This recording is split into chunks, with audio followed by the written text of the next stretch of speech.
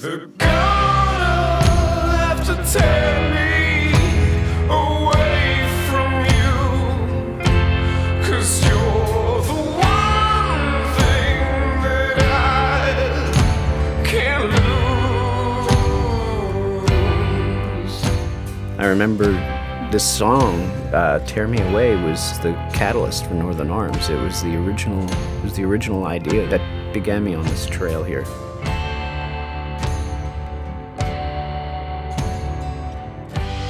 The song, as it turns out, is about 8 years old.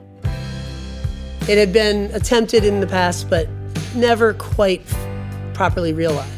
I had that part, that original part, and I was just like, this is something special. I need to do something with it.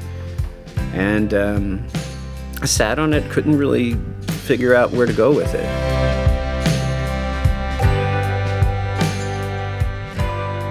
They're a 10-piece band from Philadelphia.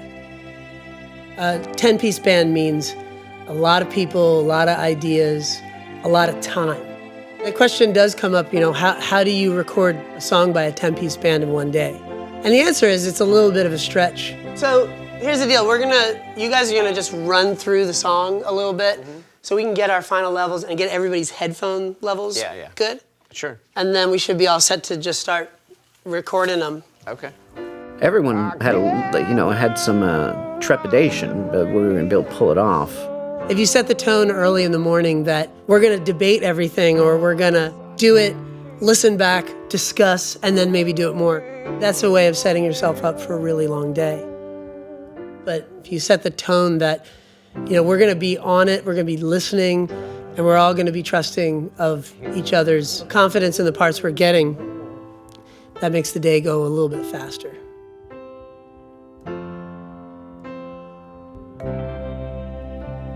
There's some things that this band sort of highlight for me that I think are really unique to them. There's no central arranger in Northern Arms. Everyone in this band is so incredibly talented, and they bring so much that they're able to take a lot of the times a very simple and raw idea that I come up with, and they can take it and make it something that I would have never dreamed. Everybody figures out a part, and then really, when they can hear it under a microscope in the studio, that's when they learn whether their parts work together or not. And we could hear sort of right away where some of the parts were and were not working. There's one unison and there's one octave of each other that are both kind of awkward. No, it's a da da. Okay, now I'm hearing it, that you guys the second note is in unison. We're not playing the same note there, right? Yeah, you are. And I guess it might be good to come up with a harmony note for that. Jesus Christ. No easy way to do that. Ba, ba, ba, ba. I stay on that, and you can do the da da da da. Is that harmony good? It is. That's good. That's good. That works. So for the horns, we use the same setup for the saxophone and the trumpet. So we had the Coles 4038. With horns, it's usually ideal to not be pointing directly at the microphone, because that's when sometimes you get too much of that direct sound. Anything that, if you're not careful, could be kind of harsh, and anything in the higher frequency range. Let me see where you're pointing at that right now. All right, we'll see how this works, because I have it pointing a little off angle for you. Let me hear that when you get a second. Keith's got a super weird voice. He's got a super weird approach that I love. I totally love. When he sings down low, he sings in an almost hyper-gothic expression of David Bowie singing low. So you got those low, intentional vibrato. When he's singing in his upper register, it's this sort of dramatic, brave, resonant male voice. It's like Tom Jones.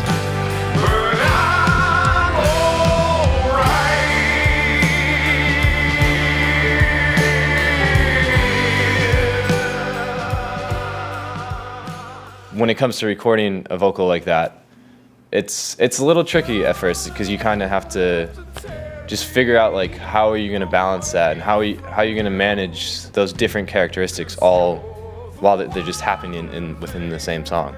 We ended up going with the AEA R84. Sounded really cool because it's a little bit of a darker mic.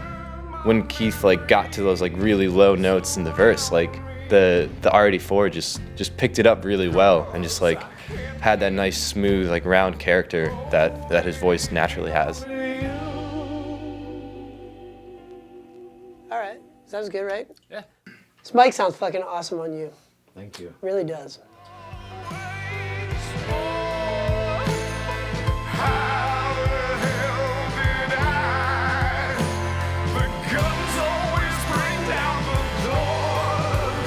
By the end of the day, I have to say this was one of the most satisfying recordings that we've done here.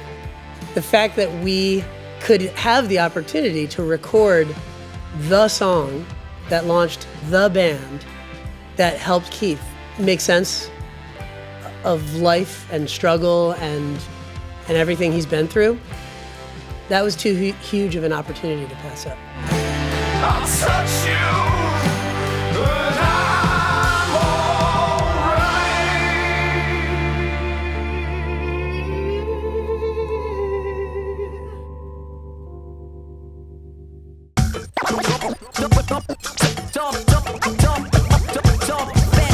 Shaking Through is produced by Weathervane Music, a nonprofit dedicated to supporting independent music and the community that surrounds it. Your support helps sustain this series, which creates bold new art and resources to inspire the independent music community. To get involved, go to weathervanemusic.org.